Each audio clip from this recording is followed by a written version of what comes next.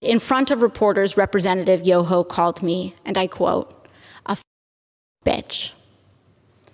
These are the words that Representative Yoho levied against a congresswoman, the congresswoman that not only represents New York's 14th congressional district, but every congresswoman and every woman in this country, because all of us have had to deal with this in some form, some way, some shape, at some point in our lives.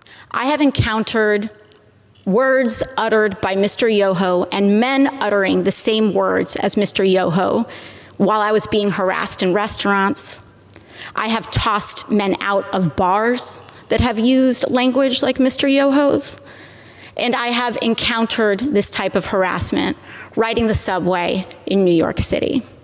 This is not new, and that is the problem. Mr. Yoho was not alone.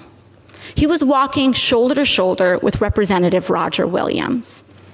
And that's when we start to see that this issue is not about one incident. It is cultural.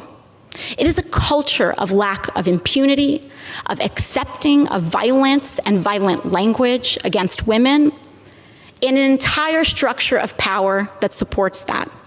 Because not only have I been spoken to disrespectfully, particularly by members of the Republican Party and elected officials in the Republican Party, not just here, but the President of the United States last year told me to go home to another country, with the implication that I don't even belong in America. The governor of Florida, Governor DeSantis, before I even was sworn in, called me a whatever that is. Dehumanizing language is not new. And what we are seeing is that incidents like these are happening in a pattern. This is a pattern of an attitude towards women and dehumanization of others. And I do not need Representative Yoho to apologize to me. Clearly, he does not want to. Clearly, when given the opportunity, he will not. And I will not stay up late at night waiting for an apology from a man who has no remorse over calling women and using abusive language towards women. But what I do have issue with is using women, our wives and daughters, as shields and excuses for poor behavior. Mr. Yoho mentioned that he has a wife and 2 daughters. I am 2 years younger than Mr. Yoho's youngest daughter. I am someone's daughter too.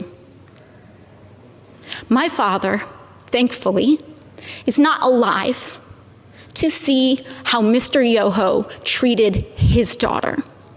My mother got to see Mr. Yoho's disrespect on the floor of this house towards me on television.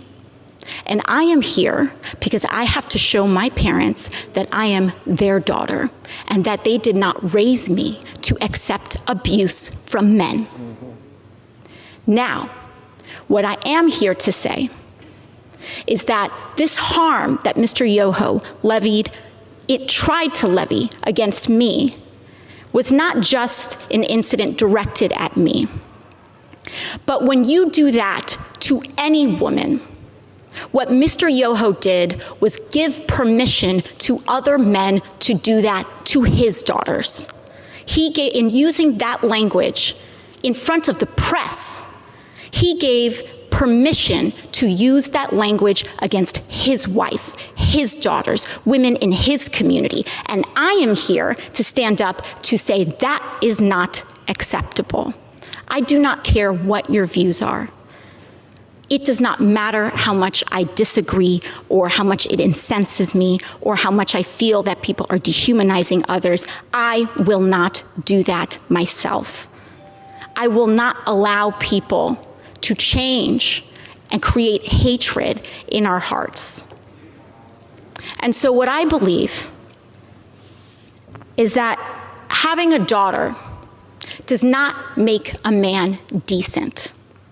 Having a wife does not make a decent man. Treating people with dignity and respect makes a decent man.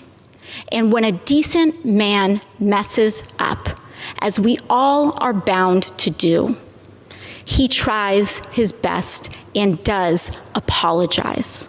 Not to save face, not to win a vote. He apologizes genuinely to repair and acknowledge the harm done so that we can all move on. Lastly, what I want to express to Mr. Yoho is gratitude. I want to thank him for showing the world that you can be a powerful man and accost women.